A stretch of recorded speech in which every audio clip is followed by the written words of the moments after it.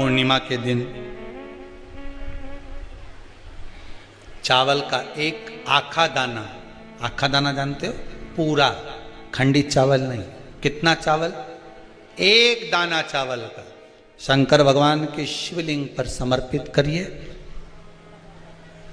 एक बेलपत्र जिसका डंडी का मुख अपनी ओर हो, जहां से चावल चढ़ाया है, उस चावल के ऊपर अपनी कामना कर कर रख दीजिए और चंद्रमौली भगवान का स्मरण करिए। कौन से भगवान?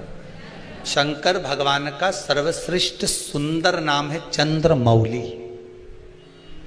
चंद्रमौली भगवान का स्मरण करिए, अपनी कामना कर कर बेलपत्र समर्पित कर कर शिव जी पर एक लोटा पानी, एक जल पात्र समर्पित करो, कलश से जल चढ़ा दीजिए, नैनों में वो जल लगाकर अपनी कामना कर कर वापिस घर को आइए।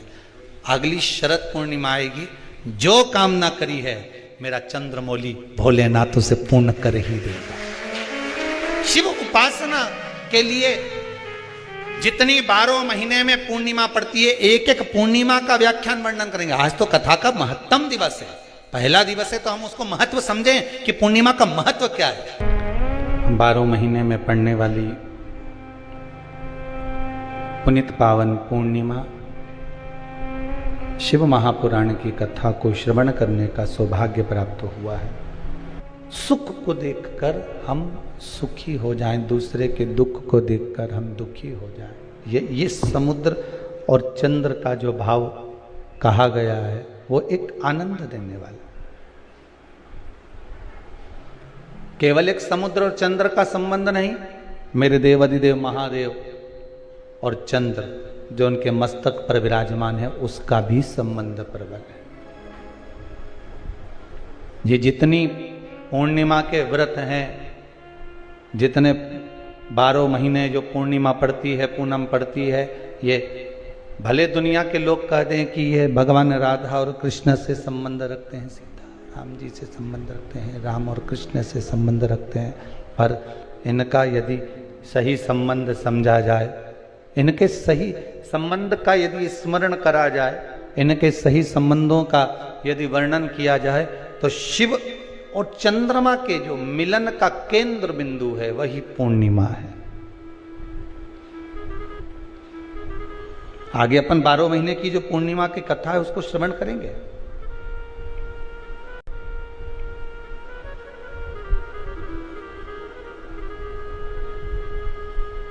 केवल एक पूर्णिमा वहीं तक नहीं रही कि भगवान कृष्ण और राधा जी ने रास किया। भगवान कृष्ण और राधा जी रास कर रहे हैं, केवल पूर्णिमा वहीं तक सीमित नहीं रही। केवल वहीं तक उसकी सीमितता नहीं है महाराज। लंकाधिपति रावण,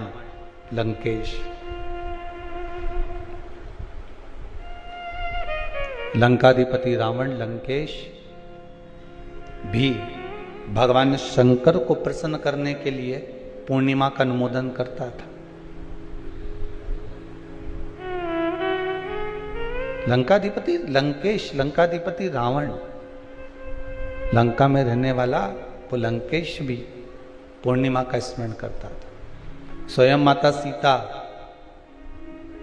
राघव जी का दर्शन करने के लिए पूर्णिमा के चंद्रमा का स्मरण करती है। स्वयं माता सीता, माता पार्वती चंद्रदेव को देखकर बार बार स्मरण करती है शिव की भक्ति का। आप और हम 7 दिवसीय शरद पूर्णिमा के उत्सव पर जो पूर्णिमा शिव महापुराण की कथा सुन रहे हैं, इसके रस तत्व को हमें ग्रहण करना है और उस रस तत्व को ग्रहण कर कर अपने जीवन को सार्थक बनाना। रावण दुराचारी भी था, आपके हिसाब से पापी भी था, पर आज के मनुष्य जैसा दोगला तो नहीं था।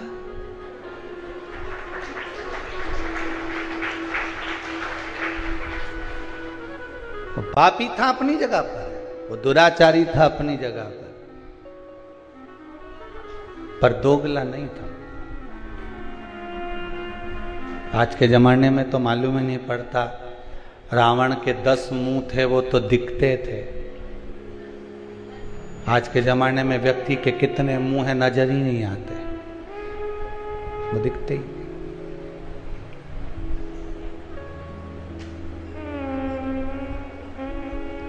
पर जिसने जो देखा उसे वही दिखा।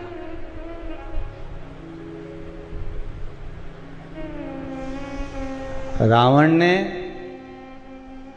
माता सीता का तो स्पर्श भी नहीं करा जब तक लंका में मां जानकी रही। पर आज तक भी अगर पुतला जलता है तो वो रावण का ही जलता है। पुतला सही मायने में जलना था तो दुर्योधन और दुशासन का जलना था, जिसने तो चीर खींच दिया था।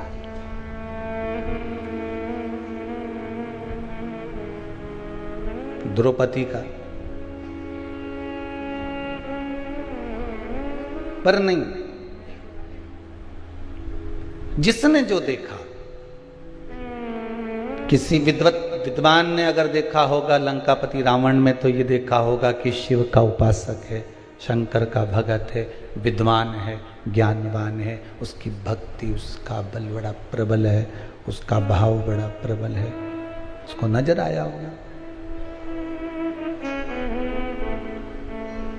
पर कुछ अगर देखना है तो एक बात जरूर देखिएगा लंकाधिपति रावण में कि वो पापी भी था, वो दुराचारी भी था, पर दोगला नहीं था।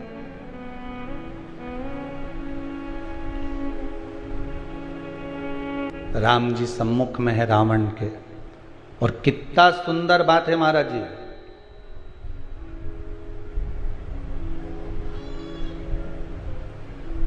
रावण संहिता के अंतर्गत लिखा है, भगवान राम ने रावण के पास में अपने छोटे भाई लक्ष्मण जी को भेजा था जब वो पड़ा हुआ था भूमि पर। किसको भेजा है? लक्ष्मण जी। लक्ष्मण जी ने पूछा, भैया आप मुझे क्यों भेज रहे हो, किस लिए भेज रहे हो, क्या कारण है मुझे यहां भेजने का, और भेजना भी है आपको तो ये कहां भेज रहे हो? वो लंकाधिपति रावण के पास में, वो लंकेश के पास में, वो लंकाधिपति रावण के पास में मुझे भेज भी रहे हो तो कहां भेज रहे हो? जरा विचार करिए, कहां जा रहे हो? राम जी ने कहा, सुन लक्ष्मण, तुझे मैं जो भेज रहा हूं, तुझे जो मैं प्रदान कर रहा हूं, भेज रहा हूं, वो एक द्रोही रावण के पास नहीं भेज रहा हूं। एक द्रोही रावण के नजदीक मैं तुझे नहीं भेज रहा हूं। मेरे राम कहते हैं, लक्ष्मण मैं आपको भेज रहा हूं तो एक विद्वान, इसके बराबर दुनिया में कोई पंडित, कोई विद्वान ब्राह्मण नहीं होगा, मैं उसके पास भेज रहा हूं। तो भेजने का कारण क्या है, मुझे क्यों भेजा जा रहा है? तो लंकाधिपति रावण ने लक्ष्मण को जो ज्ञान दिया रावण संहिता के अनुसार, आप कभी पढ़ेंगे तो उसमें स्मरण आएगा। आप मुझे क्यों भेज रहे हो? मेरे राम कहते हैं कि जाओ लक्ष्मण, एक बार विद्वान इस लंकाधिपति रावण के चरणों में जाकर पूछो जरा कि क्या चाहता है, उसकी इच्छा क्या है। थोड़ा ज्ञान की बातें करिए आप। लक्ष्मण जी गए और रावण के पास में सिर के पास जाके खड़े हो गए। रावण ने देखा कि लक्ष्मण आए तो रावण ने अपना मुंह फेर लिया इधर। अब इधर मुंह फेरा तो लक्ष्मण जी को गुस्सा आ गया। लक्ष्मण जी दौड़कर फिर भैया के पास में गए। क्या भैया, कहाँ भेज दिया आपने उस रावण के पास में, लंकाधिपति के पास में? इतना अहंकार उसको कि मुझे देखकर उसने मुंह फेर लिया। तो राम जी ने कहा, लक्ष्मण एक बात बता, गुरु जी के पास ज्ञान लेने जाते हैं तो उसके चरणों में बैठते हैं क्योंकि सिर पे बैठते हैं? लक्ष्मण जी बोले उनके चरणों में बैठते हैं। तो तू रावण से ज्ञान लेने गया था तो चरणों में खड़ा था कि सिर पे खड़ा था? लक्ष्मण बोले मैं सिर के पास खड़ा था। राम जी बोले अब चरणों में जाके खड़े हो, जाओ चरणों में जाओ। और रावण के चरणों में जैसे लक्ष्मण जी गए, तब रावण ने लक्ष्मण जी को बुलाया और बुलाकर कहा, लक्ष्मण जी ने पूछा आपकी कोई अंतिम इच्छा हो, प्राण छूटने वाले हैं, आपके प्राण जाने वाले हैं, नाभि में अमृत सूख चुका है, बाण लग चुका है, आप मरने वाले हो, कोई आपकी इच्छा हो तो जरूर बताना। रावण मरते मरते भी एक सत्कर्म करते हुए चले गया। शायद दुनिया के लोग उसका वर्णन करें चाहे नहीं करें, पर पूर्णिमा शिव महापुराण की कथा आज ये अवस्थी परिवार भोपाल सरगुप्ता परिवार छत्तीसगढ़ से करा रहा है। तो इस प्रसंग को अपने जीवन में उतार कर रखना कि मरते मरते रावण एक सत्कर्म कर कर चला गया और लक्ष्मण जी से कहकर चले गया कि हे लखनलाल, मेरे राघव जी से विनती करना, मेरे राम जी से विनती करना कि मेरे जितने राक्षस मरे, ये तो मेरे राम जी और लखनलाल जी और उनकी सेना के द्वारा मरे हैं। जो राम की सेना के द्वारा मरे हैं, या राम के द्वारा मरे हैं, या लखनलाल जी के द्वारा मरे हैं, उनके द्वारा मरे हुए मेरे सारे राक्षस तो उनके हाथ से मर मर के बैकुंठ चले गए, पर इतने सारे बंदर ये हमारे हाथ से मरे हैं, इनको बैकुंठ मिलेगा क्या जो हमारे हाथ से मरे? तो लखनलाल जी, आप राघव जी से विनती करना कि मेरे प्राण आज दशहरे पर छूटे हैं, पर पूर्णिमा तक इंतजार करना, मेरा अंतिम संस्कार तब करना जब ये बंदरों को भी कुछ अच्छा पद प्राप्त हो जाए, इन बंदरों को भी अच्छा पद प्राप्त हो जाए। रावण का शव पड़ा रहा, मंदोदरी बिलखती रही, रोती रही, विभीषण बात और संवाद राम जी से करते रहे, पूर्णिमा तक पड़ा रहा। तब अंत बिंदु क्या हुआ? जब पूर्णिमा का चंद्र आया, तब राघव जी ने कहा, ए चंद्रदेव, आप शंकर जी के मस्तक पर विराजमान हो, कृपा करो, इन रावण के साथ वालों का उद्धार तो मेरे हाथ से मरते से ही हो गया, बस इतनी कृपा और कर दीजिए कि आपकी चंद्रमा की अमृत की बूंद इन बंदरों पर गिरा दीजिए, जिससे ये पुनः जीवित हो जाए, इनको अमृत तत्व मिल जाए। ये भक्ति का तत्व है, ये भक्ति का तत्व है। रावण के तब अंतिम संस्कार हुआ। अब सोचिए, जाते जाते भी भलाई का काम करके जा रहा है। और आज के जमाने में व्यक्ति जाते जाते भी पूरे झगड़े का काम करके जाता है। लिख के जा रहा हूं, ये मेरे शरीर को हाथ नहीं लगा, ये मुझे छुए नहीं, जरा सा झगड़ा हो ही नहीं तो तुम लड़ाई में कह दो, मैं तो पांव नहीं धरूंगा तेरे यहां, और तेरा मुंडा नहीं देखूंगा, और मैं तेरे यहां आऊंगा नहीं।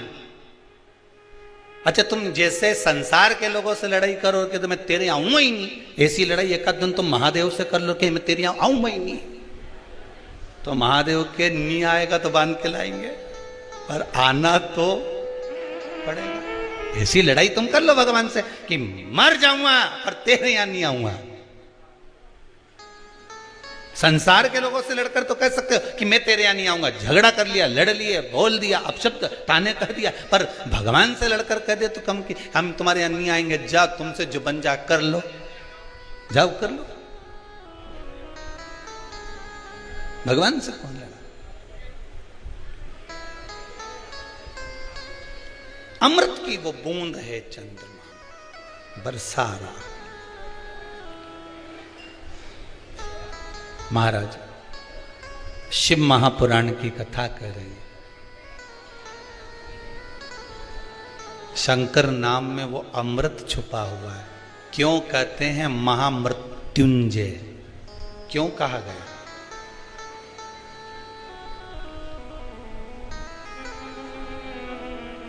हम सार्वजनिक रूप से तो महामृत्युंजय मंत्र नहीं बोलेंगे, पर वायलिन के द्वारा, वाद्य यंत्र के द्वारा आप अपने भीतर से वेद मंत्र का स्मरण।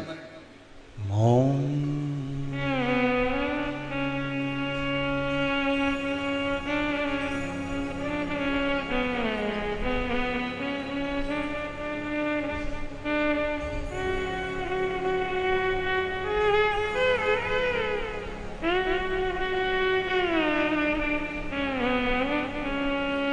इसमें अमृत छुपा है। एक बार आप नेत्र बंद कर इसी वाद्यंत्र के साथ ध्यान लगाकर इस त्र्यंबक मंत्र का, महामृत्युंजय मंत्र का फिर एक बार स्मरण करिए।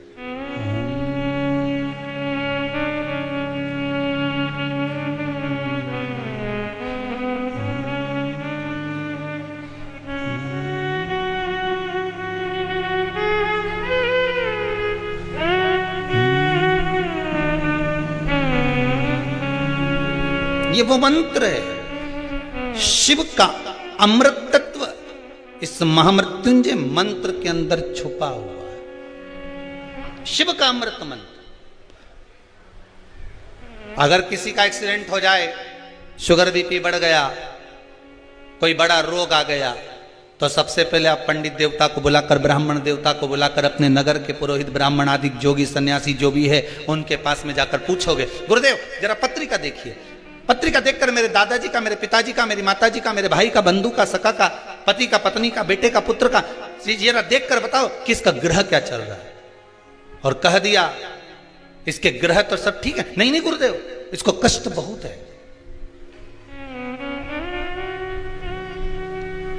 बहुत कष्ट में। किसी भी ब्राह्मण देवता से पूछोगे, नगर के किसी ब्राह्मण जन से आप पूछोगे, किसी विद्वान पंडित जी से आप पूछोगे, तो वो अगर शरीर में कष्ट है, रोग है, बीमारी है, बड़ी विपदा आन पड़ी है, तो कोई तुमसे नहीं कहेगा कि कनक धारा का पाठ करिए, कोई तुमसे ये नहीं कहेगा कि श्री सूक्त का पाठ करिए, कोई तुमसे ये नहीं कहेगा कि पुरुष सूक्त का पाठ करिए। अगर विपदा भरी है, रोग बड़ा है, तकलीफ बड़ी है, कष्ट बड़ा है, तो कोई तुमसे ब्राह्मण जन, विप्रजन, विद्वान पंडित जन एक बात जरूर कहेंगे कि महामृत्युंजय का अनुष्ठान करवा लीजिए। क्यों? महामृत्युंजय के उस मंत्र में क्या छुपा है? महामृत्युंजय के उस मंत्र में है क्या? तो महामृत्युंजय के उस मंत्र में चंद्र और शिव का अमृत तत्व छुपा हुआ है।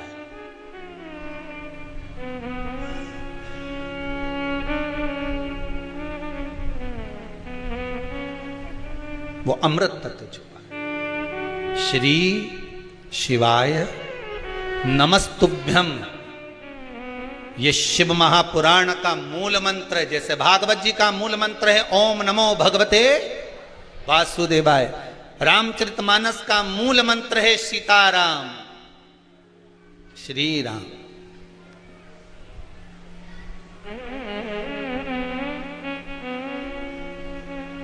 शिव महापुराण का मूल मंत्र है श्री शिवाय नमस्ते। इस मंत्र में कुछ तो सुख होगा।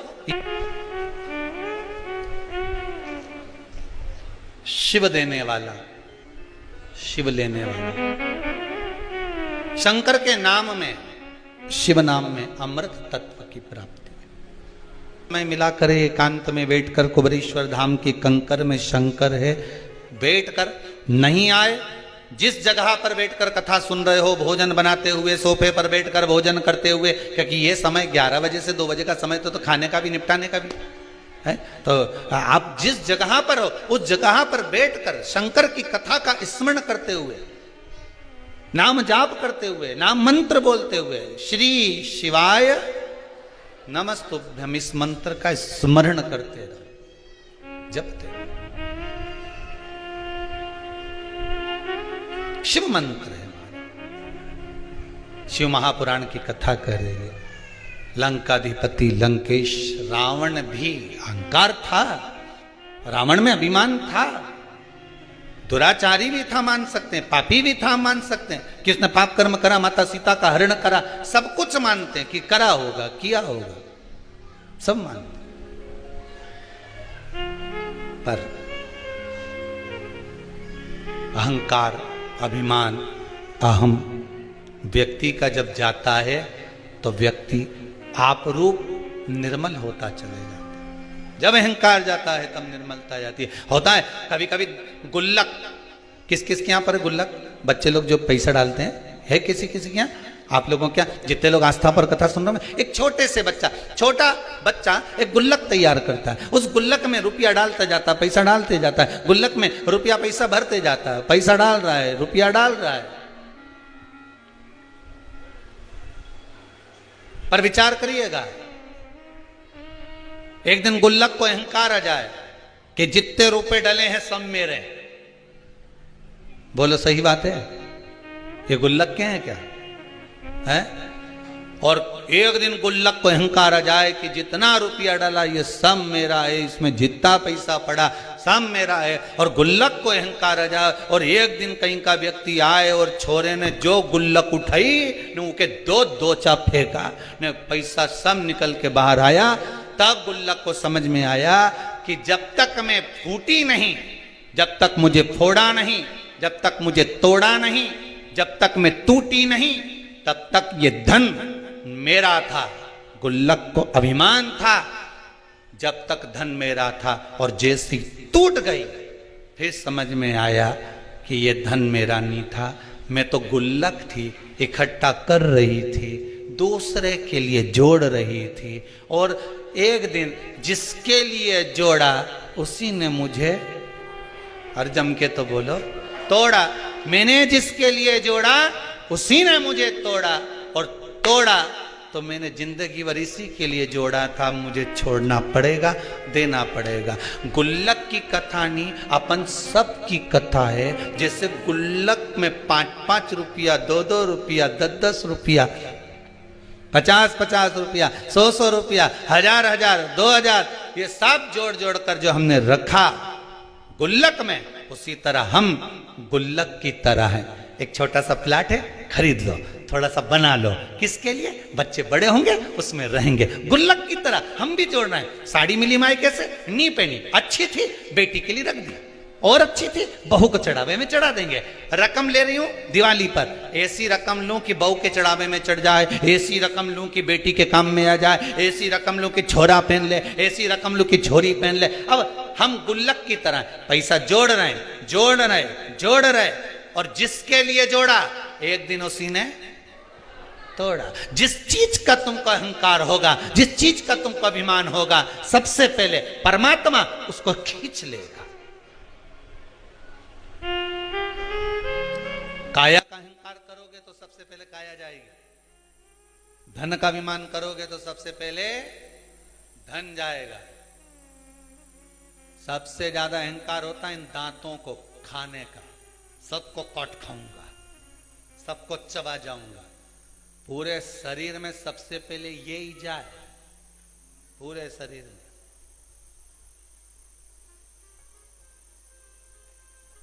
अहंकार जिस चीज का हो वो छुड़ा लिया।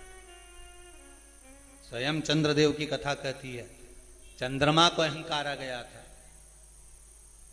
मेरी सुंदरता इतनी है, इतनी सुंदर चंद्रदेव स्वयं इतने इतने अभिमानित हो गए कि अपने गुरु की धर्म पत्नी तक को निगाह में, दृष्टि में भर लिया। अहंकार।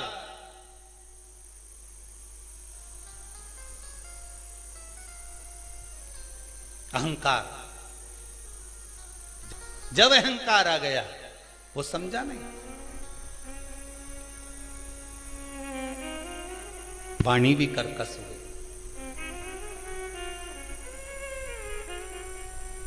कौआ और कोयल दोनों में सबसे अच्छा कौन बोलता है? जम के तो बोलो जरा। कोयल अच्छा बोलती है, ठीक है। कौए ने तुम्हारा कुछ बिगाड़ा क्या? अरे बोलो तो जम के। नहीं। कोयल ने तुमको रिश्वत दी क्या? तो फिर तुमने कोयल का नाम काय को लिया है? कोयल ने ना तो तुमको रिश्वत दी, कोयल ने ना तुमको कुछ एक केरी तोड़ के दी, कोयल ने ना तुमको कभी लड्डू लाके दिया, और तुमसे पूछा कि कौवा और कोयल में जोरदार कौन बोले, तो तुम तुरंत बोल दिए, जितने आस्था चैनल पे कथा सुन रहा है तुरंत बोले कोयल अच्छा बोलती है। तो कौवे ने तुम्हारा क्या बिगाड़ा था रे? वो तो बेचारा श्राद्ध में जीमने भी आए और नहीं आए तो तुम थाली लेके काव काव करता रहा जा।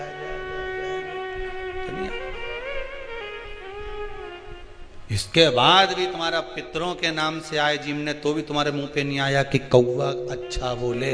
तुम्हारे मुख पे आया तो एक ही बात आई ने, कोयल अच्छा बोले। ना कोयल ने तुम्हें रिश्वत दी, ना मोती दिया, ना लड्डू दिया, ना पेड़ा दिया, ना कपड़े दिलाए, ना एक बार कभी दिवाली पे घूमने गई तुम्हारे साथ। ना वो कोयल कभी तुम्हारे को शॉपिंग मॉल में लेके गई कि कभी एक आध बार हैंडसेट दिला दिया हो, मोबाइल दिला दिया हो।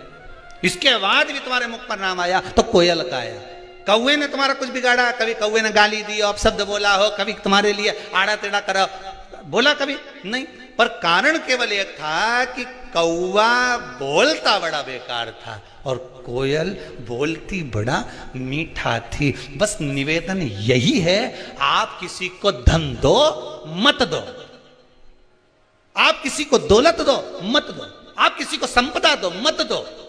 मेरा निवेदन केवल इतना सा है, घर में जितनी माताएं निवास करती हैं, घर में जितनी बहुएं निवास करती हैं, घर में जितने बेटे रहते हैं, घर में जितने बुजुर्ग रहते हैं, उन सब से निवेदन है कि कौवा ना तो किसी का कुछ बिगाड़ता है और कोयल ना किसी को कुछ देती है तो भी कोयल की बड़ाई होती है। उसी तरह तुम भी कुछ मत दो, रोटी बनाना हो तो बनाओ, नहीं बनाना मत बनाओ, जाओ ने कमरा में सो जाओ, पर मुंडा से जो आवाज निकालो तो कोयल जैसी निकालो तो दुनिया में तुम्हारा पूछने वाला ढेर हो जाए, ढेर पूछेंगे। बस वाणी की प्रधानता, वाणी ऐसी बोलिए जो मन का आपा खोए। पर आज के जमाने में वाणी ऐसी बोलिए जो जम के झगड़ा होए, पर उससे मत बोलिए जो तुमसे तगड़ा होए। आज का जमाना बड़ा विचित्र, तो बोलो, मना नहीं, तुम करो काम ना करो तुम्हारी मर्जी पड़े उतना करो, पर मुख से जो वाणी निकले श्रेष्ठता की निकलना होना चाहिए। जो मुख से वाणी निकले वो अच्छी निकलना होना चाहिए, श्रेष्ठतम बनो।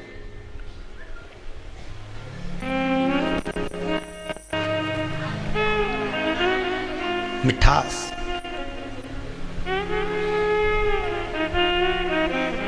महाराज चंद्रदेव अहंकार भी आ गया था तो वाणी भी कर्कश हो गई थी, वाणी भी कर्कश हो गई थी। अहंकार आ गया तो वाणी कर्कश हो गई। और कैसी कर्कश हुई कि चंद्रदेव ने कह दिया मुख से कि मेरी जो सुंदरता है वो बड़ी प्रबल है। बस इतना कहना था, रोहिणी उनकी ओर आसक्त हो गई, सारी रानियां दुखी हो गई। ससुर को मालूम पड़ा, ससुर ने श्राप दे दिया, चंद्र मैं तुम्हें श्राप, तुम्हारी काया गलने लगे, गिरने लगे, वो काया का रोग तुमको होगा। बस कारण यही शिव महापुराण की कथा कहती है, जिस चीज का तुम्हारे को अहंकार होगा, जिस चीज का तुमको अभिमान होगा, सबसे पहले वही जाए, वही।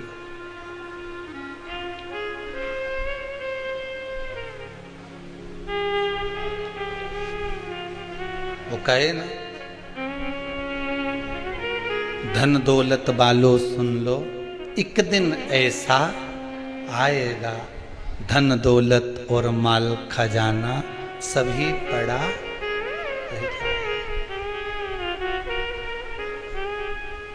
सुंदर काया माटी होगी, चर्चा होगी गली गली, ले लो रे कोई राम का प्यारा, शोर मचाऊं गली गली, शोर मचाऊं।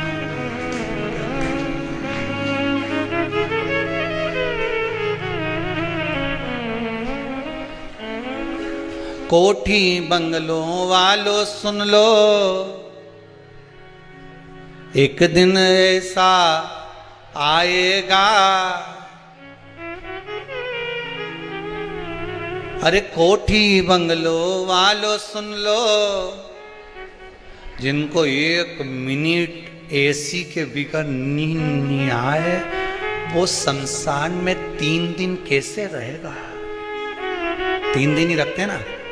अरे बोले तो सही, एक दिन आग लगाई, दूसरे दिन तक ठंडा हुआ, तीसरे दिन भर के ले गए, छोड़िया।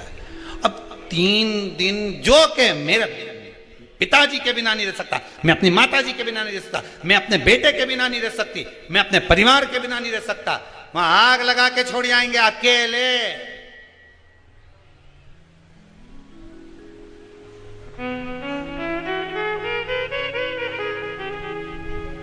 हमारा तो निवेदन है, जो जिसको ज्यादा लगे ना कि मैं बिना एसी के नहीं रह सकता, मैं तो कहीं पे भी जाता हूं तो एसी का कमरा चाहिए, एसी का कमरा, उनसे निवेदन है शमशान में जाने से पहले एक एसी लगवा जाना।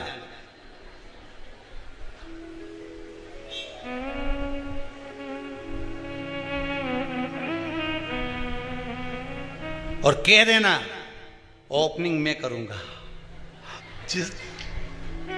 लिख के जाऊंगी, वसीयत में लिखो, बिना एसी के कमरे के में नहीं रह सकता। तो शमशान में बिना एसी के कैसे? तो एसी लगवाओ, बेटा से कहते शमशान में एसी लगवा। तो शमशान में कहां लगवाऊं? जहां मुर्दा जले। ओपनिंग कौन करेगा? जिस दिन मैं आऊंगा सोऊंगा 3 दिन में ओपनिंग, बस तू तो लगवा। अरे कोठी बंगलो वालों सुन लो, एक दिन ऐसा, इसीलिए कहते हैं, बार बार निवेदन करते हैं, साल भर में कम से कम 5 दिन 7 दिन ऐसे निकालो कि गुरु के चरणों में जाकर रहो। जब गुरु के चरणों में जाकर रहोगे तो ना तुम्हारा एसी का कमरा मिलेगा, ना डनलप का गद्दा मिलेगा, एक जरा सा कारपेट मिल गया, उस पे छोटा सा चद्दर डाल लो, पड़े रहो वहीं पे जाकर इनके दरवाजे पर। कहीं अहंकार टूटेगा तो वहीं टूटेगा, पड़े रहे 7 दिन 8 दिन गुरु के चरणों में जाकर, भगवान के चरणों में जाकर, किसी तीर्थ में जाकर, वहां अहंकार को तोड़ कर रहना, अहंकार के साथ। चंद्र को अहंकार था, काया का काया बेकार हो, ऐसी गई काया, टपकने लगी, टपक रही, रोने लगा चंद्रदेव, क्या करूं मैं, करूं क्या? देव ऋषि नारद मिले, नारद भी गुरु हैं, गुरु ने बता दिया, और गुरु होता ही ऐसा है, मार्ग बता दिया।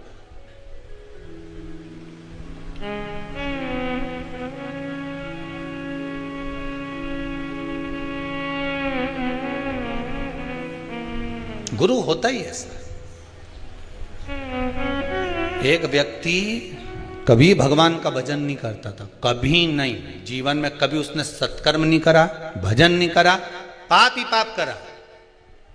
एक दिन उसकी मां ने कहा, क्या बेटा तू दिन भर पाप करता रहता, गलत काम करते रहता है?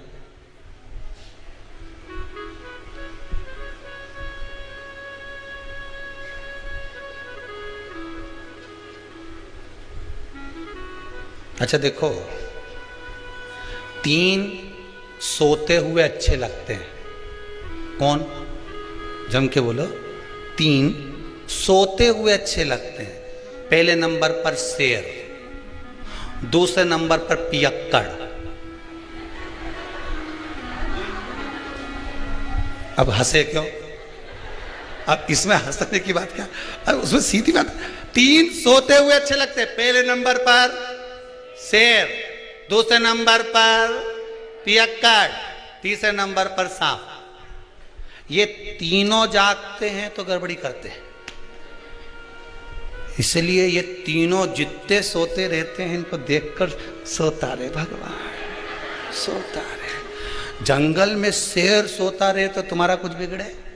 अरे बोलो बोलो ईमानदारी से। और अगर शेर जग जाए तो बिगड़े ही बिगड़े, फिर तो सुधरे क्या?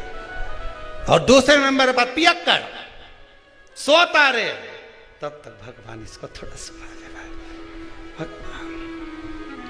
और जो पियक्कड़ उठा फिर तो गया।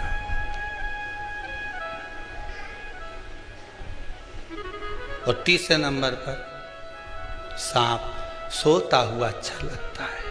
कोटर में भरा रहे, एक छिद्र में पड़ा रहे, सोया रहे, अच्छा है। और सांप जब जग जाए तो बिना पुंगी के भी पुंगी बच जाए। ये 3 सोते हुए अच्छे, ये जगह इनने गड़बड़ी करी। ये गड़बड़ करेंगे, इनको सौंप दो। अभिमान जब आया, काया तो एक कहा वो पाप कर्म में लिप्त था, माँ ने कहा बेटा कभी पुण्य भी कर लिया कर, कोई पुण्य नहीं करूंगा, मेरे को करना ही नहीं कोई पुण्य, मैं तो पाप ही करूंगा। एक दिन माँ उसको कहीं ले गई गुरुजी के दरवाजे पर, और उसने जाकर गुरुजी के दरवाजे पर भी खूब पाप कर्म करा, किसी को गाली दे, किसी को अपशब्द कहे, किसी को ताने दे, पूरे मोहल्ले का कचरा ला के गुरुजी के आश्रम में डाल दे। गुरुजी भी बड़े परेशान, कहाँ से लिया है इसको। फिर भी गुरुजी बोले ठीक है। अब वो जाने लगा, जाते जाते गुरुजी ने बहुत सारी बात एक दिन उसको लकड़ी तोड़ते समय कह दी। तोड़ते तोड़ते लकड़ियों को उतारते उतारते गुरुजी ने उसको बहुत सारी बातें कही। तो गुरुजी ने उससे पूछा, मैंने जो कहा तूने सुना? तो पापी जो जीव था वो बोला, काय को सुनूं, मैं मेरी मां को कह के आया था, एक शब्द नहीं सुनूंगा तुम्हारा। गुरुजी ने कहा नहीं सुना, नहीं सुना। अरे नहीं सुना तो क्या हुआ, परंतु अब तो सुन ले। क्या? कल शाम को 4 बजे तू मर जाए।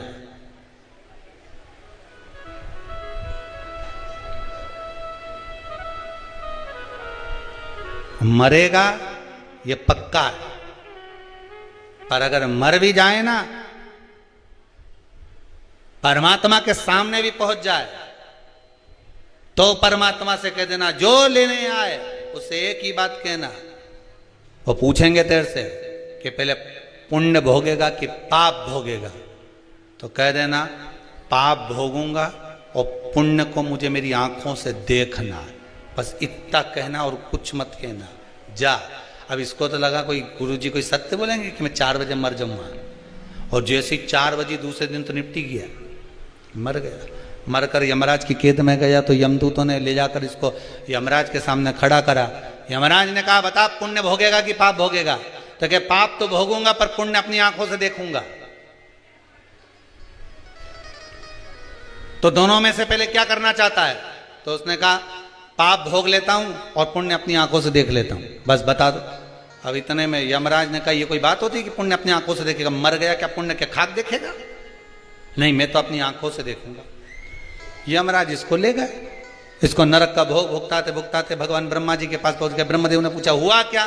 प्रभु समझ में नहीं आ रहा है, ये एक ही बात लेकर बेटा कि पाप का भोग भोगूंगा और पुण्य अपनी आंखों से देखूंगा। अब ये मर के आ गया तो क्या पुण्य क्या खाक देखेगा? ब्रह्मा जी बोले तुम अपने काम में लग जाओ, मैं सब निपट लूंगा। ब्रह्मा जी ने उसको रोक लिया, भैया क्या बात है? उसने कहा बस एक ही बात है, मेरे को पुण्य अपनी आंखों से देखना और पाप भोगना है। तो ब्रह्मा जी ने कहा तुमने पाप भोग लिया ना? हाँ भोग लिया, अब पुण्य दिखा दो। तो ब्रह्मा जी ने कहा भैया पुण्य केवल इतना सा है कि मरने से पहले तूने गुरु की एक बात मान ली और यहां आकर उस बात को कह दिया कि पाप भोगूंगा और पुण्य अपनी आंखों से देखूंगा। तूने गुरु की मात्र एक बात मानी, इसलिए तुझे मैं ब्रह्मा का साक्षात दर्शन हो गया। एक बात अगर तूने आज गुरु की मानी है तो ब्रह्मा का दर्शन हुआ है। ये शिव महापुराण की कथा वेद व्यास जी महाराज 24,000 श्लोक को शिव महापुराण के इन संवादों को, इन श्लोकों को, इस शिव महापुराण को, भागवत आदि पुराणों को अगर वेद व्यास जी ने लिखा है और किसी ब्राह्मण के मुख से आप श्रवण कर रहे हैं, एक संवाद, एक शब्द भी अगर आपने अपनी जिंदगी में उतार लिया तो यह पक्का है कि पुण्य तुम्हारे सम्मुख में आकर खड़ा हो जाएगा और परमात्मा का, मेरे शिव का एक ना एक दिन दर्शन जरूर हो जाएगा। यह पक्का है। आप मानो, उसका स्मरण करो। पर हम सोए हुए हैं, अहंकार हम खोए। महल अटारी वालों सुन लो, एक दिन ऐसा आएगा, धन दौलत और माल खजाना यहीं पड़ा रह जाएगा, सुंदर काया माटी होगी। कितना जोरदार था, कितना बढ़िया। सुंदर काया माटी होगी, चर्चा होगी गली गली, ले लो रे कोई राम का प्यारा, शोर मचाऊं गली गली, शोर मचाऊं गली गली। ये जाने वाले देव ऋषि नारद मिले, सम्मुख में प्राप्त हुए। चंद्रदेव ने हाथ जोड़कर पूछ लिया, बताइए प्रभु नाथ, ये काया जो गिर रही है, काया जो नष्ट हो रही है, इसका कोई उपाय हो तो अवश्य बताइए। कोई उपाय?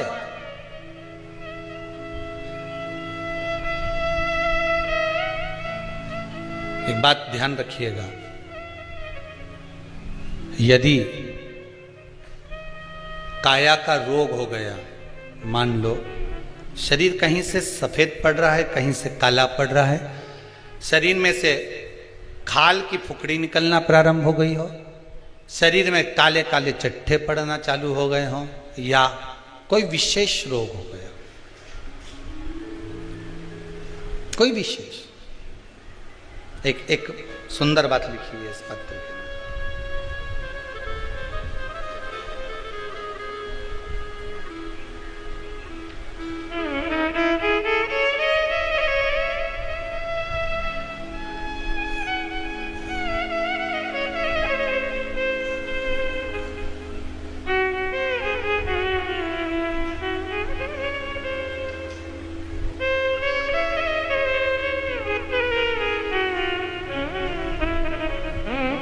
इसी पत्र में लिखा है,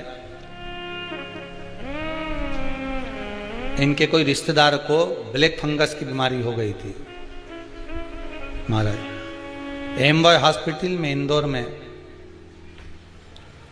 दिखाने के बाद भर्ती करा गया। डॉक्टर ने एमआरआई का लिख दिया और कह दिया कि इसके जबड़ा निकलेगा। ये जिनने लिखा है पत्र, जबड़ा निकलेगा, पर ऑपरेशन रूम में भी ले गए, इसमें लिखा है। ये रहना हमारी आदत में, जो भी पत्र आप लोग भेजते हो हम यहीं छोड़कर चले जाते, बाद में मर्जी पड़े तो पढ़ते रहना।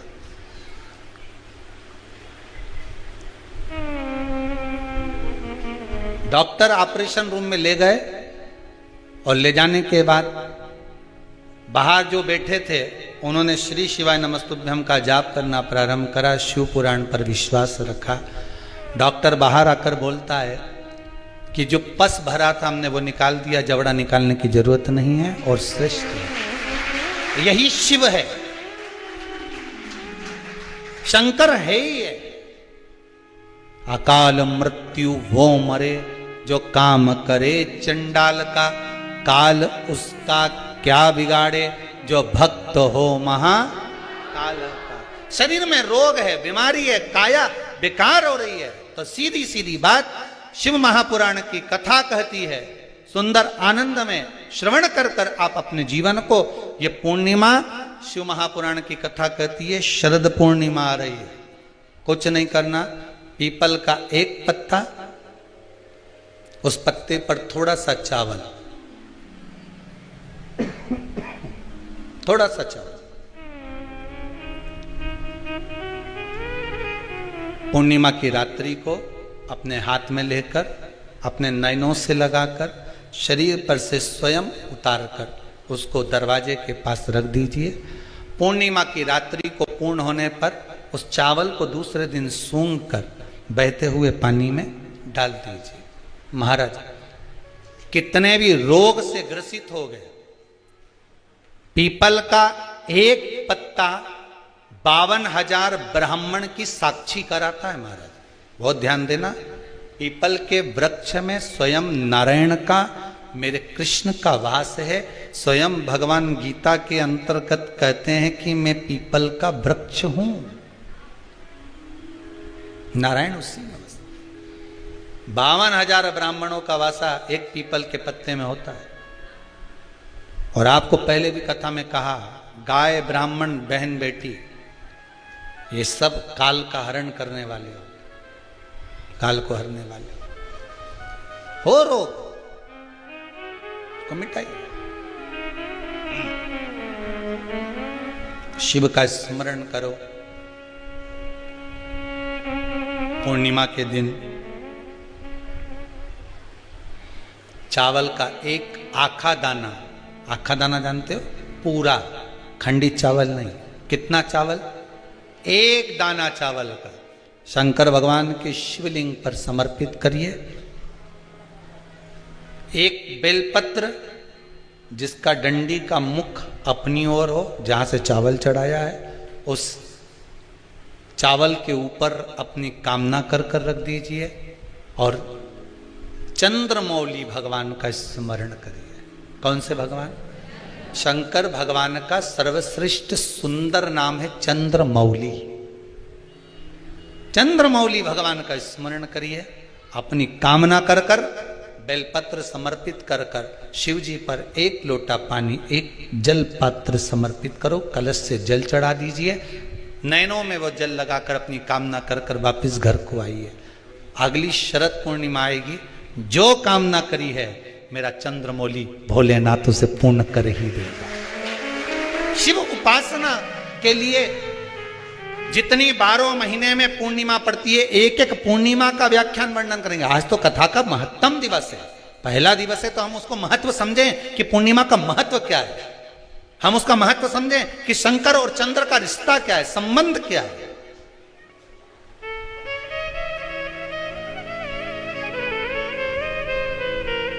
भगवान ने जितनी पूर्णिमा बनाई है, जितने नक्षत्र बनाए, जितनी घड़ी बनाई, जितना पल बनाया, जितना समय बनाया, ये शंकर भगवान ने जो बनाया ये गलत नहीं बनाया, श्रेष्ठता के लिए बनाया, जग के उद्धार के लिए, संसार के उद्धार के लिए बनाया। अब उसका प्रयोग आप करें ना करें या आपके ऊपर है। आप उसका प्रयोग कर रहे हैं ना कर रहे हैं, आपके ऊपर, पर जो बनाया है मेरे भगवान,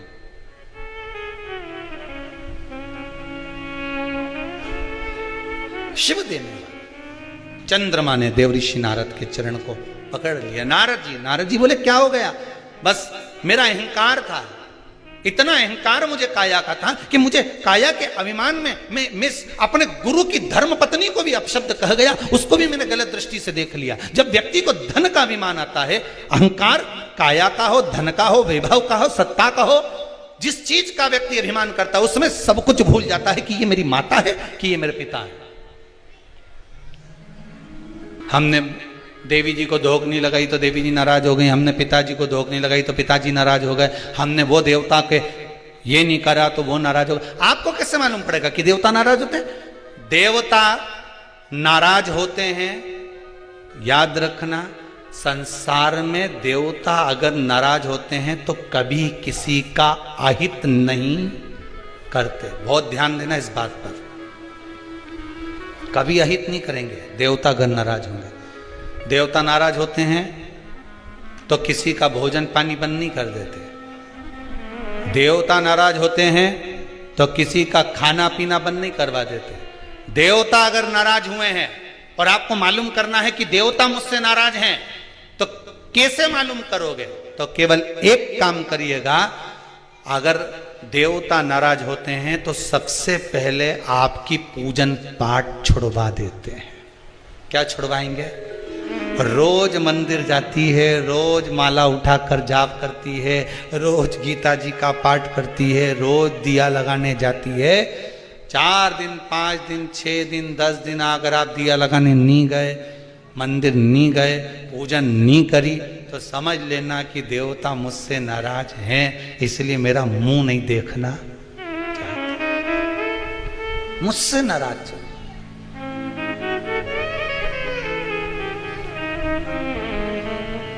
लक्ष्मी नहीं आ रही घर में, देवता नाराज है? नहीं नहीं नहीं, लक्ष्मी नहीं आ रही उसके लिए देवता नाराज नहीं है। लक्ष्मी नहीं आ रही उसके कारण तुम्हारा अहंकार है। भगवान ने जब दिया था उसको सत्कर्म में नहीं लगाया था। एक बात इससे पहली वाली कथा में कही थी, शरीर चले और तुम्हारे याद है तुम लोगों को? बस उतना याद कर लो, बहुत है। इतनी बात तुम लोग याद कर लोगे ना तो आने वाले समय में 2-1 साल में तो तुम या हम, बस इतनी इतनी याद कर लो बस, हर कथा में से इतनी इतनी निकाल लोगे ना तो थोड़ा थोड़ा थोड़ा थोड़ा तो यहाँ समझ में तो आए, लगे तो सही कि कथा अंदर गई। तो एक बार पहले कथा में, इससे पिछले वाली में की थी, 7 से पहले वाले में, कि तुम्हारे घर में चले और तुम्हारा शरीर चले, तब तक सारा दान पुण्य भजन तीरथ सब कर लो। और क्योंकि तुम्हारी घर में चलेगी तभी तुम दान कर सकोगे, सत्कर्म कर सकोगे, भजन कर सकोगे, शरीर सही होगा तो तीरथ कर सकोगे। अब शरीर ही साथ नहीं दे और घर में तुम्हारी नहीं चले तो कोई तीरथ होए कि दान होए?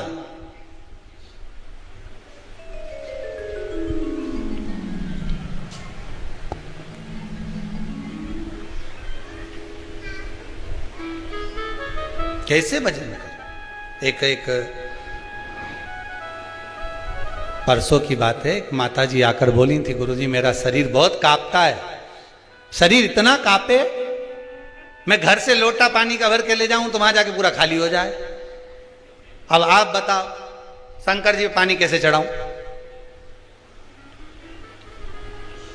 हमने भी सोचा बड़ी गजब की बात है। अब शिव पुराण में लिखा है कि वहीं का लोटा, वहीं का पानी, वहीं के शंकर को चढ़ाओ तो पुण्य नहीं मिले, इसलिए घर से ले जाओ। और अगर वहां का चढ़ाओ तो कुछ 1 रुपया पानी का जो भरा होगा, जिसने मजदूरी करी होगी, जिसने लाया होगा, तो वो पहले दान पेटी में डालो, उसके बाद चढ़ाओ। तो हमने कहा माता जी एक काम करो, तो मंदिर में से पानी भर लिया करो। अरे गुरु जी भरने को तो भर लूं, पर आपने कहा था थोड़ी सी दक्षिणा चढ़ाओ, मेरे पास तो इतना भी नहीं है कि मैं दक्षिणा चढ़ाऊं, अब बताओ लोटा कैसे लेके जाऊं? तो हमने मन में सोचा हमें ही मिले ऐसे प्रश्न। अब हमने कहा तुम एक काम करो, तुम मंदिर मत जाओ, तुम तो घर में रहो, भगवान का भजन करो, श्री शिवाय नमस्तुभ्यम जपती रहो।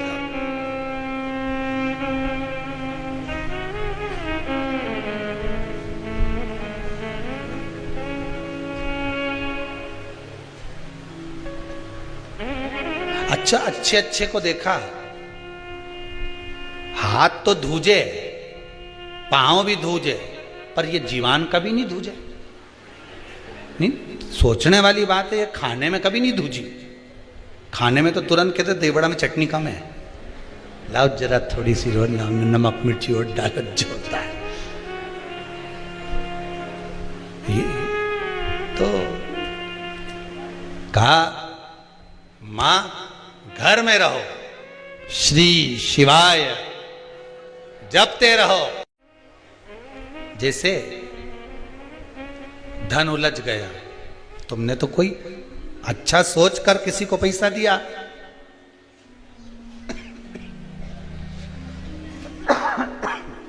अच्छा सोच कर किसी को धन दिया,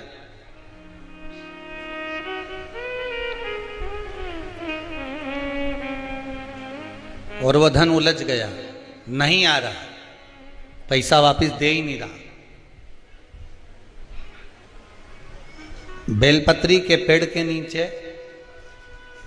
बेलपत्री के वृक्ष की 2 थोड़ी सी बाहर निकली हुई छाल को देख लो, बेलपत्री के वृक्ष की छाल। उस छाल पर कच्चा जो सूत होता है, धागा होता है ना, कच्चा धागा, सफेद कच्चा सूत, उस धागे को बेलपत्री की छाल पर 7 बार घुमा लो। चारों तरफ मत घुमाना, नहीं तो चारों तरफ धागा लेके घूम जाओ।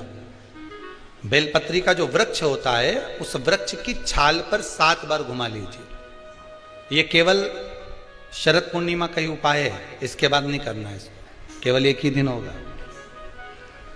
बेलपत्री की छाल पर उसको घुमा लीजिए 7 बार घुमाकर, जब वो जनेऊ की तरह हो जाएगा ना, उसको उतार लीजिए।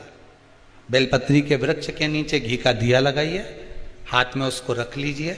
जिस व्यक्ति को तुमने धन दिया और वो उलझ गया, नहीं दे रहा, पैसा पहुंचा नहीं रहा है, उस छाल पर जो धागा आपने लपेटा है, श्री शिवाय नमस्तुभ्यम का स्मरण कर कर बेलपत्री के पेड़ के नीचे कुंदकेश्वर महादेव का नाम लेकर उस धागे को शंकर भगवान को छुआकर महाराज माता पार्वती के चरणों में ले जाकर छोड़ दीजिए। अब विनती कर कर छोड़ दो और निवेदन कर दो, माँ मेरी इतना धन है, इतना पैसा है, विश्वास कर कर मैंने उसको दिया था, वो नहीं दे रहा, माँ से निवेदन करो। फिर कहेंगे संसार वालों के सामने जाकर रोगे तो दुनिया के लोग हंसी उड़ाएंगे। आप किसी से कह दो मेरा 5 लाख रुपए वो लेकर भाग गया, दिया काहे को, हमसे पूछा था, हमने कहा था। दुनिया के लोगों के सामने जाकर कहोगे तो हंसी उड़ाएंगे, अच्छा है लेकर भाग गया, अच्छा है डूब गया। हमें किसी के सामने नहीं रोना। द्रौपदी के 5 पुत्र जब मारे गए तो द्रौपदी किसी के सामने जाकर नहीं रोई। द्रौपदी अगर रोई तो परमात्मा के चरणों में जाकर रोई।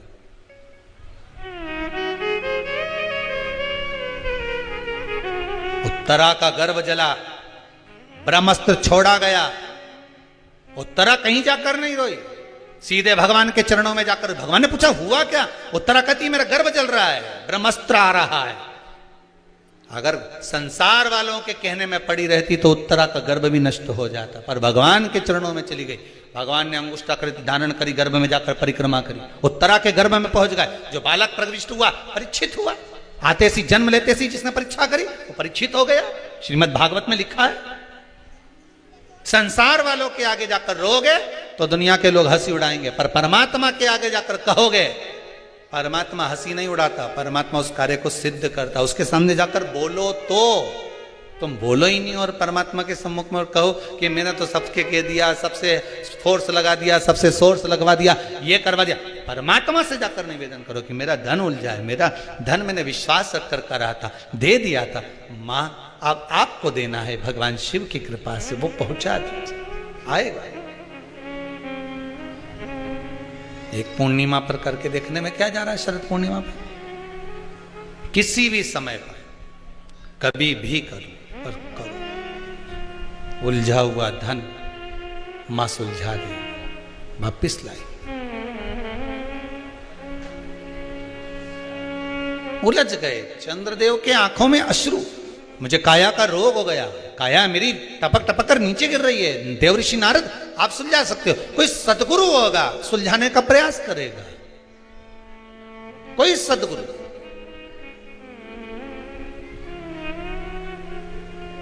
300 ऋषि राजा परीक्षित को मिले थे रास्ते में जाते जाते। कोई कह रहा था हम यज्ञ करा देंगे, कोई कहता हम ये करवा देंगे, कोई कहता हम ये करवा देंगे। राजन तेरे पास 7 दिन है। राजा ने मन में सोचा अगर यही सब करता रहा तो भगवान कहां से मिलेगा, नहीं कराओ। बड़ के पेड़ के नीचे, वट वृक्ष के नीचे जाकर राजा बैठ गया सुखदेव जी महाराज के चरणों में। सुखदेव जी ने कथा कहना प्रारंभ कर दी, राजा ने सुनना प्रारंभ कर दी। 7 दिन पूर्ण हुए और राजा को भगवान का दर्शन हो गया। बस यही सुख है। भटकोगे तो भटकाने वाला ढेर मिलेगा, हम भटकना नहीं।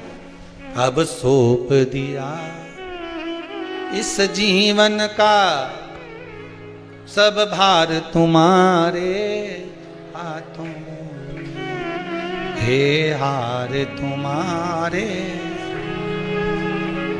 और जीत तुम्हारे हाथों में। बस वो सब आपके पावन चरणारविंद में रमा लगा। नारद जी का अहं, चंद्रदेव का अहंकार, देव ऋषि नारद द्वारा शिव की उपासना कराना, विनय करवाना कि शंकर का अनुमोदन करोगे, शिव का स्मरण करोगे तो सुख तो मिलना ही है। सुख अवश्य मिले। महाराज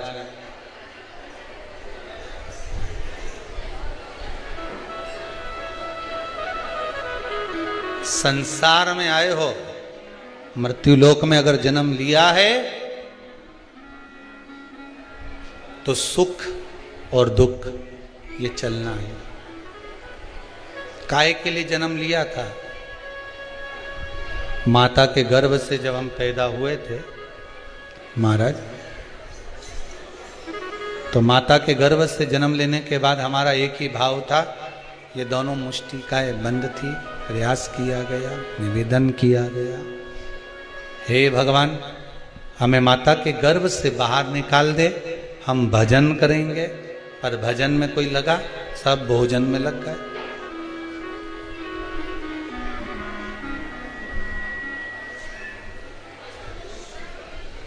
चाबी ढूंढने निकले थे, अलमारी के पीछे चाबी ढूंढ रहे थे, मालूम पड़े छिपकली मिल गई। वो तो ढूंढ क्या रहे थे? चाबी। पकड़ाई में क्या आ गई? दुनिया में कोई व्यक्ति ऐसा है जो छिपकली ढूंढेगा कि छिपकली पकड़ेगा? अरे बोलो तो सही। वो क्या ढूंढ रहा था? चाबी। मिल गई छिपकली। यही जीवन है। ढूंढने आए थे भगवान का नाम, ढूंढने आए थे भगवान का भजन, ढूंढने निकले थे कि इस आत्मा की शांति हो, आनंद की अनुभूति हो। आनंद ढूंढने के लिए निकले थे। मिला?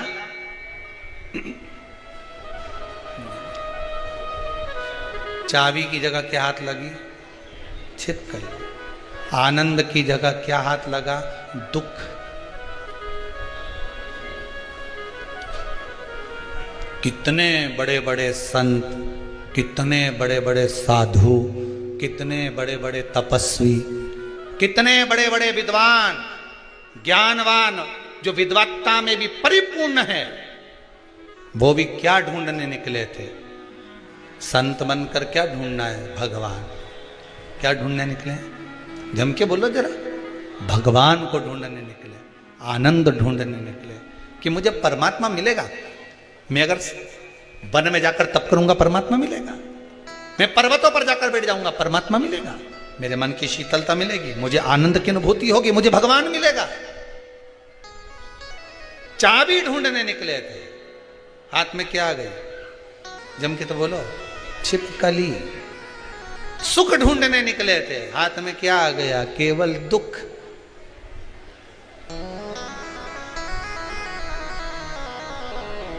आनंद नहीं मिला, परमात्मा नहीं मिला। तो किसी ने पूछा कि हम भगवान को ढूंढने निकले थे, फिर भगवान हमें क्यों नहीं मिल रहा? क्यों प्राप्त नहीं हो रहा? किस लिए प्राप्त नहीं हो रहा भगवान? तो कहा भगवान तो मिल जाता, पर तुमने ढूंढा तो भगवान को, पर तुम ढूंढने तो निकले थे, पर वो छिपकली इसलिए हाथ में लग गई क्योंकि तुम परमात्मा से दूर हो गए।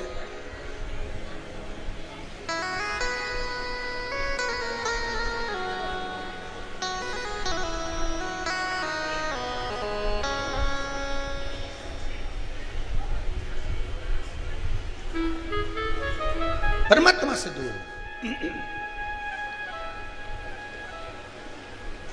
भगवान की भक्ति में डूब कर अगर सुख का अनुभव करोगे तो वो मिलेगा। महाराज देव ऋषि नारद ने कह दिया, चंद्रदेव शंकर जी की आराधना करो। समुद्र के किनारे पर बालू रेत का शिवलिंग बनाया, बालू रेत का शिवलिंग बनाकर उसकी आराधना करें। अब देखिए, कंकर में शंकर है।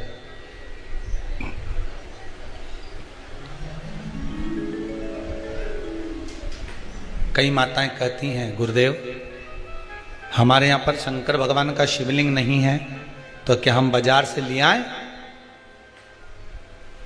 और हमारे यहाँ पर शिवलिंग है तो वो बड़ा है, तो क्या हम उसको पीपल के पेड़ के नीचे छोड़ आए? नहीं। शिवलिंग है तो पूजन करो, नहीं है तो भगवान का जब स्नान कराओ, ठाकुर जी का कराओ, देवी जी का कराओ, जो तुम्हारे घर में भगवान है उनका जब पूजन कराओ, तो पूजन कराने के बाद में जब उनका स्नान कराओ, स्नान कराते समय थोड़ा सा भाव यही प्रकट कर लेना कि हम शंकर विश्वनाथ को, महाकाल राजा को, सोमनाथ को, मल्लिकार्जुन को, भीमाशंकर को, त्र्यंबकनाथ को हम जल चढ़ा है तो ठीक है, नी है तो देवताओं को बढ़ाने की जरूरत नहीं है। कारण क्या है? तुम तो कर लोगी सेवा, तुमसे तो सज जाएगी, पर आने वाली पीढ़ी करेगी क्या? घर में सेवा उतनी ही करना, उतनी ही रखना जितनी तुमसे बन रही हो। तुम्हारे जाने के बाद घर के बहू बेटा भगवान को डलिया में भर के वृंदावन छोड़िया, ऐसा काम मत करना। जितनी बने उतनी छोटे रूप में सेवा करोगे तो पीढ़ी दर पीढ़ी चलती रहेगी। ज्यादा सेवा को बढ़ा दिया, छूना नहीं, नहा के आओ, कपड़े बदल के आओ, ये कर आओ, जाओ जरा। जितना तुम पूजन को, सेवा को, भजन को, कीर्तन को जितना हवा बनाओगे, जितना डराओगे लोगों को, वो उतने डरेंगे, उतने डरेंगे। सेवा को, भजन को, पूजन को कभी डराने का केंद्र मत बनाओ। ये तो भगवान की मस्ती का आनंद सुख है। लोटा भर के पानी भी अगर चढ़ा रहे हो, शंकर जी के मंदिर में जाकर जल चढ़ा रहे हो, थोड़ी गलती हो गई, भगवान से कह देना तुम ही ने सिखाया है, हो गई तो हो गई, आप ही ने तो सिखाया, नहीं जानते थे। अब धीरे धीरे धीरे धीरे लोगों को शिव महापुराण सुनते सुनते मालूम पड़ रहा है कि शंकर की कैसे पूजन करना चाहिए, बेलपत्री कैसे चढ़ाना चाहिए, जल कैसे चढ़ाना चाहिए, धतूरा कैसे चढ़ाना चाहिए, चंदन कैसे चढ़ाना चाहिए, काली तिल कैसे चढ़ाना चाहिए। ये लोगों को ध्यान में अब आ रहा है धीरे धीरे। पहले नहीं मालूम था तो हो गई, गलती हो गई तो स्वीकार, हमने गलती करी। शिव पुराण कह रही है, भगवान शंकर की कथा कर रही है। चंद्रदेव ने भगवान शंकर की आराधना करी, बालू रेत का शिवलिंग का निर्माण करा है महाराज जी। शिव महापुराण की कथा में आता है, देवराज नाम का ब्राह्मण जो गलत कर्म करता था, चोरी करता था, शरीर में ताप पड़, जब वो शंकर के मंदिर में जाकर कथा सुना और थोड़ी सी कथा सुनकर बाहर निकला तो उसको केवल कथा का एक तत्व उसके जीवन में उतर गया था, अंश मात्र उसके जीवन में उतर गया था, उसको परमात्मा मिल गया था, अंश मात्र। बिंदुक की धर्मपत्नी चंचुला देवी बार बार कथा में आया, पार्वती जी ने उससे शिव महापुराण की कथा करवाई। क्या करती थी वो चंचुला? काशी में जाकर उसने करा क्या था? पति के जाने के बाद बिंदुक जो पानी में डूबकर मर गया, प्रेत योनि में चला गया। पहले भी कथा में कहा, पानी में डूबकर मरा हुआ व्यक्ति, सर्प के डसे से मरा हुआ व्यक्ति और स्त्री के हाथ से या स्त्री के चक्कर में मरा हुआ व्यक्ति ना तो देव योनि में जाता है, ना तो बैकुंठ जाता है, ना नरक जाता है। वो तो बीच का प्रेत बनकर भटकता रहता है, उसकी गति नहीं होती, उसका मोक्ष नहीं होता।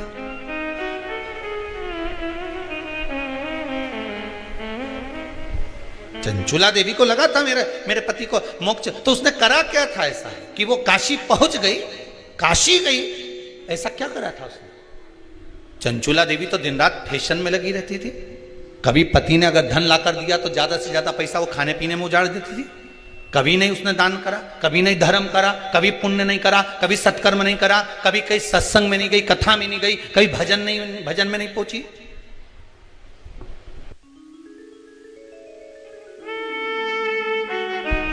फिर उसने करा क्या?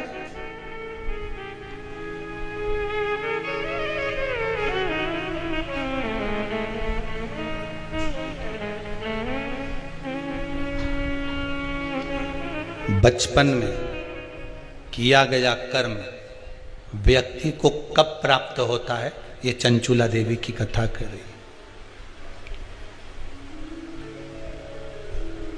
चंचुला देवी की कथा कर रही।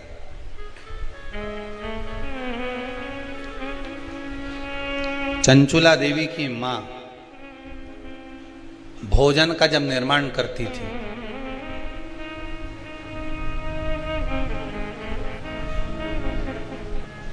ध्यान दीजिएगा जरा, बहुत सुंदर संवाद है। शायद आप भी अपने बच्चों को इस चीज के लिए डांटते होंगे शायद।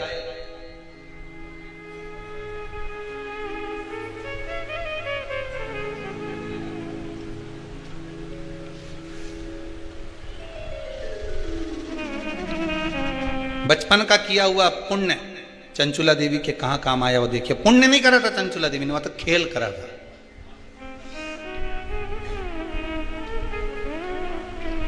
किस जगह पर काम आया?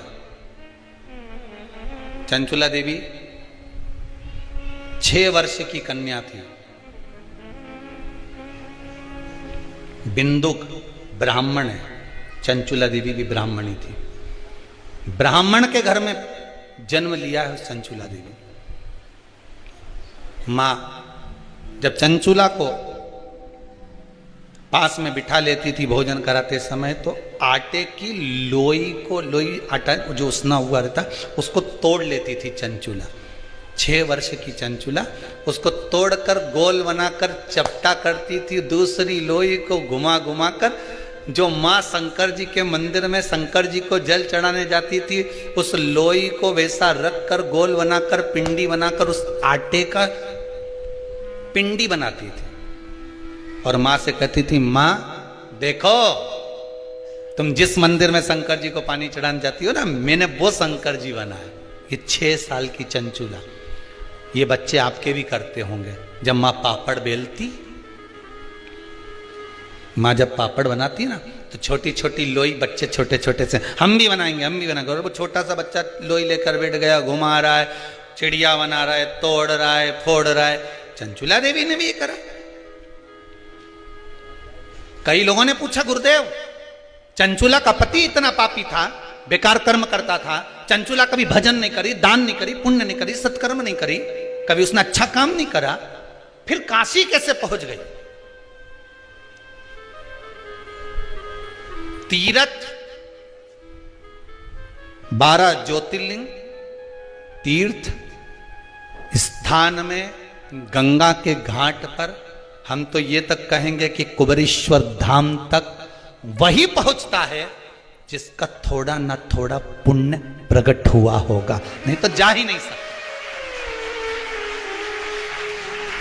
अगर पुण्य प्रकट नहीं है, आ कोई रहा था, मालूम पड़े कोई दूसरा आ गया, गाड़ी में बैठने ही वाली थी, इतनी देर में फोन आ गया कि तू नहीं जाएगी, और तुरंत गाड़ी से उतरना पड़ा। टिकट हो गया, जाना था तुझको, पहुंच गया दूसरा। सोचो कारण क्या हुआ होगा। चंचुला आखिर कैसे काशी पहुंच गई? पति के जाने के बाद, पति जब था तब तो काशी नहीं गई चंचुला, कभी आनंद वन नहीं गई चंचुला, पर आज काशी कैसे पहुंच गई चंचुला? कारण क्या था चंचुला का? ये आज का कारण नहीं है। चंचुला जब 6 साल की थी, आटे की लोइयों को शंकर की आकृति बना देती थी। भले उसने भजन नहीं करा, भले उसने पुण्य नहीं करा, नाम नहीं जपा, पर आकृति तो बनाई है, निर्मित तो करा है।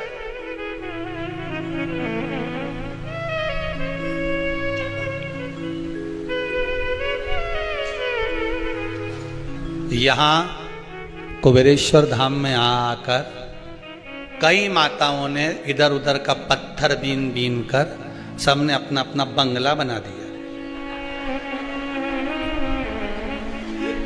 पूरा कुबेरेश्वर धाम में घूम के आना, बंगला ही बंगला मिलेगा। वह पत्थर का काम करने वाले परेशान इनके बंगले के चक्कर में, वो पत्थर काट के रखते ही उठा के बंगला बनी आती। अरे यहां आकर बंगला बनाने से अच्छा है कहीं मिट्टी मिल जाए तो शिवलिंग बना लो रे।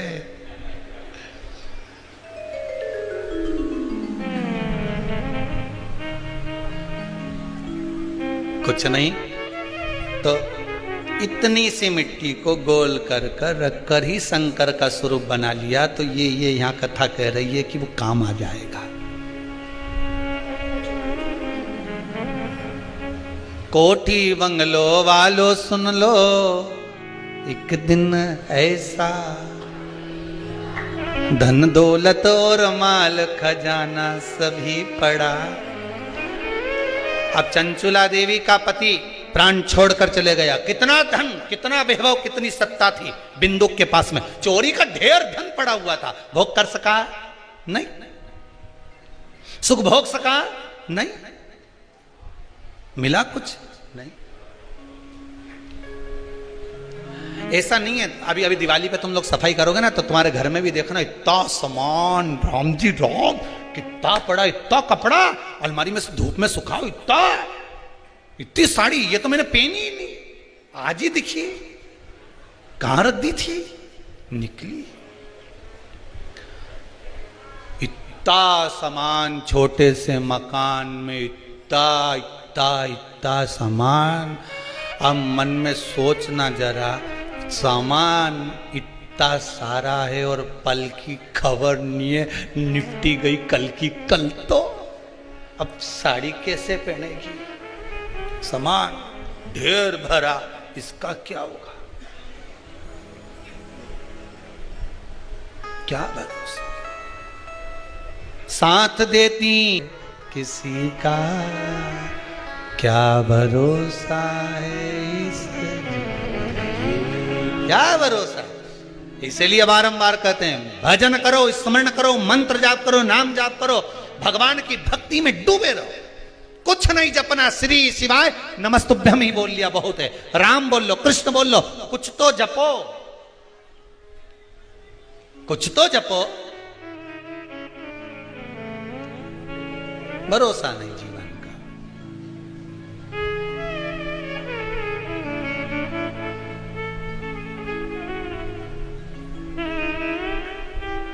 सब पड़ा है, सारा की सारा धरा की धारा रह जाना। धन दौलत और माल खजाना यहीं पड़ा,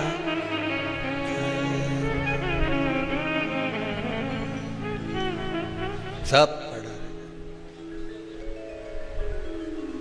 महाराज बचपन का 6 वर्ष की आयु में बनाया गया आटे का मात्र शिवलिंग उस चंचुला को काशी तक ले गया। शिव महापुराण की कथा सुनवा दी, गंगा का स्नान करा दिया, प्राण छूटे और शंकर जी के धाम पहुंचा दिया उस चंचुला को। विचार करिए कितना कर्म उसने। पति चोरी करता, निंदा करता, बुराई करता, सारा काम बेकार करता, और उसके साथ में रहने वाली नारी इतना सत्कर्म कर दे, इतने अच्छे धाम में पहुंच जाए, तो ये सोचने वाली बात है। जितने लोग आस्था चैनल के माध्यम से शिव महापुराण की कथा सुन रहे हैं, पूर्णिमा शिव पुराण, फेसबुक यूट्यूब के माध्यम से जितने लोग कथा सुन रहे हैं, आप सभी के पावन चरणों को नमन करता हूं कि आपके भाग्य के बराबर कोई भाग्य नहीं होगा, जीवन में एक बार पुण्य जरूर करा होगा, इसलिए कथा श्रवण कर रहे हैं। शंकर की कथा में मन लगाना बड़ा कठिन है साहब। भजन में लगाओ तो भोजन में चले जाता है,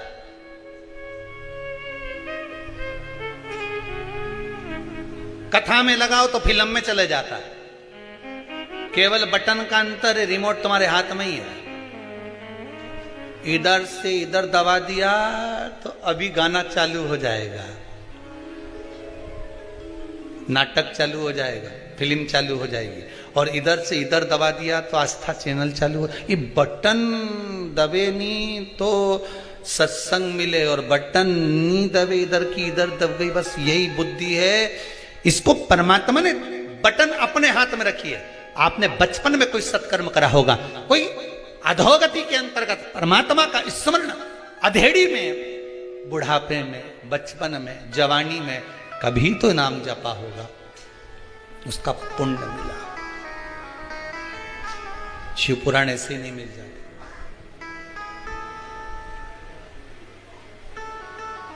कहां पहले लोग गांव की कथा हो रही है। पहले लोगों ने शंकर जी के शिवलिंग को ले जाकर पीपल के पेड़ के नीचे धर दिया। कोई ने कह दिया शंकर जी के मत पूछो, सब उठा उठा के धरिया है। अब सब पीपल के पेड़ के नीचे से वापिस शंकर जी घर लिया है।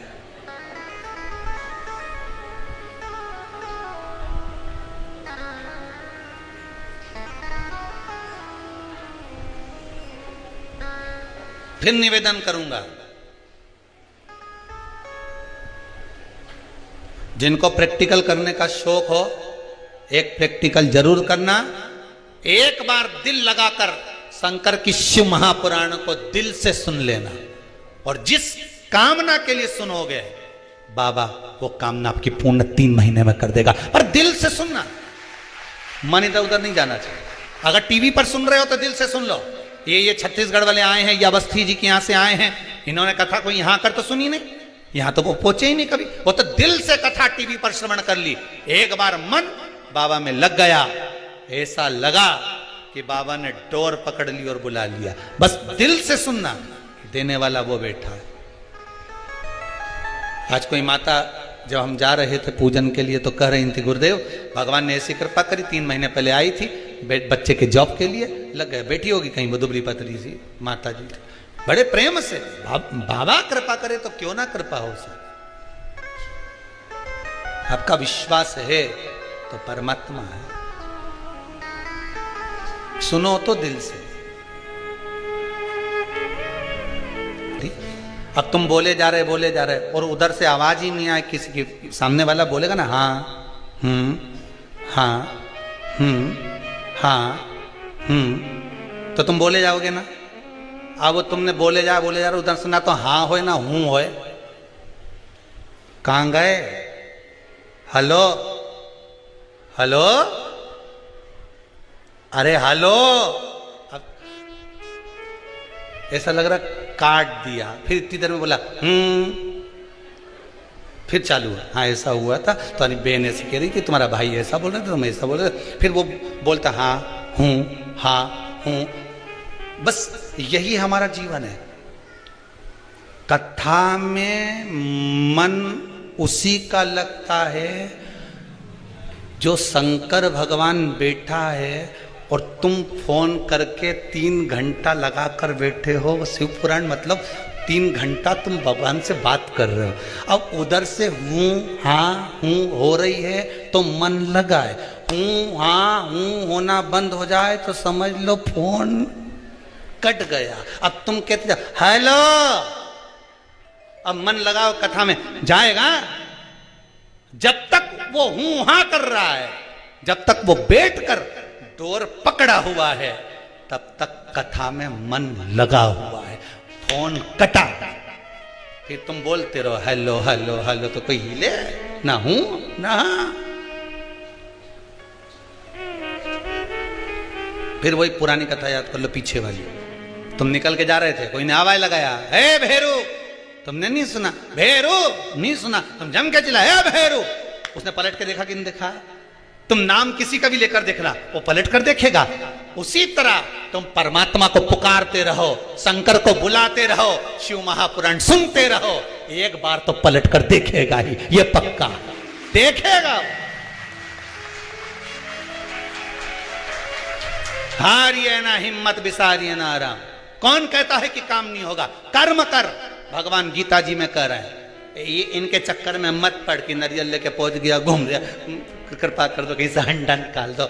ए हंडा निकालने वाले खुद ही निकल गए, पर हंडा नहीं निकला। खोद रहे थे जमीन, गिर गई दीवार। पूछा महाराज कहां गए, तो के अंदर ही दब गए, निपट गए। ये हंडा वंडा के चक्कर में मत रहना।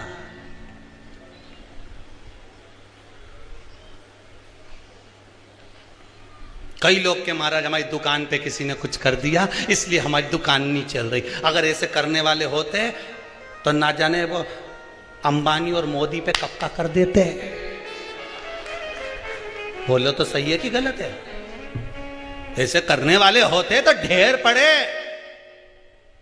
किसी के चक्कर में मत पड़ो, एक ही का चक्कर भारी है, वो है त्रिपुंडधारी त्रिशूलधारी त्रिपुरारी, मेरा कालों का काल महाकाल, सब पर भारी है, एक ही भारी, किसी के चक्कर में नहीं। अब के हमारी दुकान नहीं चल रही, पहले अच्छी चलती थी, बाजू वाले ने कुछ कर दिया। अच्छा, अरे राम, किसने बताया? एक महाराज जी से पूछा था, उनने कहा तुम्हारी दुकान पे कुछ कर दिया। तो हमने कहा भैया ऐसा करने वाला हो तो दुनिया के लोग ना जाने इतने बड़े जो ऊपर बढ़ते जा रहे हैं उन पे नहीं कर देता। तू ही मिला। काय की दुकान तेरी? गुटखा की। और बस तो उसने कुछ नहीं करा, जो गुटखा खाने वाले निपट गए ना उन्हीं ने करा। काय बोले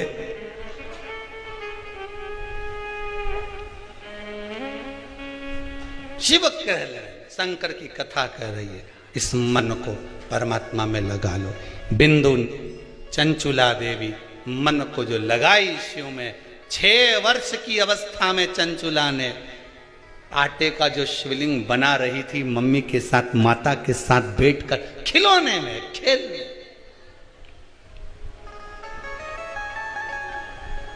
पुराने जमाने के बच्चे खेलते भी थे तो भगवान से खेलते थे। बोलो सही है कि गलत है? कहीं गणेश जी की मूर्ति उठा लाए पुरानी, कहीं लक्ष्मी जी को उठा लाए, कहीं इतना सा खेल खिलौना। पहले दिवाली पे मिलती थी वो चक्की और खिलौना और ये और वो, उससे खेलते थे। आज का जमाना में तो दिन भर मोबाइल लेके खेलता रहे, गाड़ी इधर से उधर।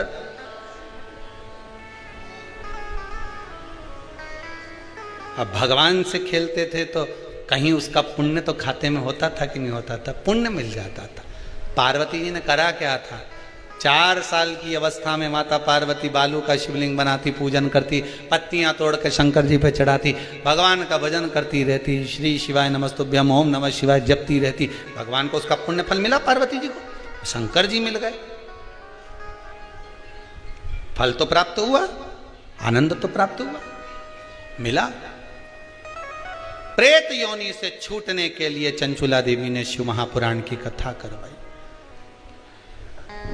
अहंकार को त्यागने के लिए, अभिमान को तोड़ने के लिए देव ऋषि नारद ने चंद्रदेव से शंकर की आराधना करवाई। श्रवण करो, अहंकार को जब त्यागने का समय हो, एक बात बहुत ध्यान दीजिएगा, भीतर अगर अभिमान है शिव नहीं मिलेगा। कहां से लाऊं चंदा, कहां से लाऊं सूरज, कहां से लाऊं तारे, आकाश जड़े रे, ओ भोले तेरी सेवा हमसे ना बनी।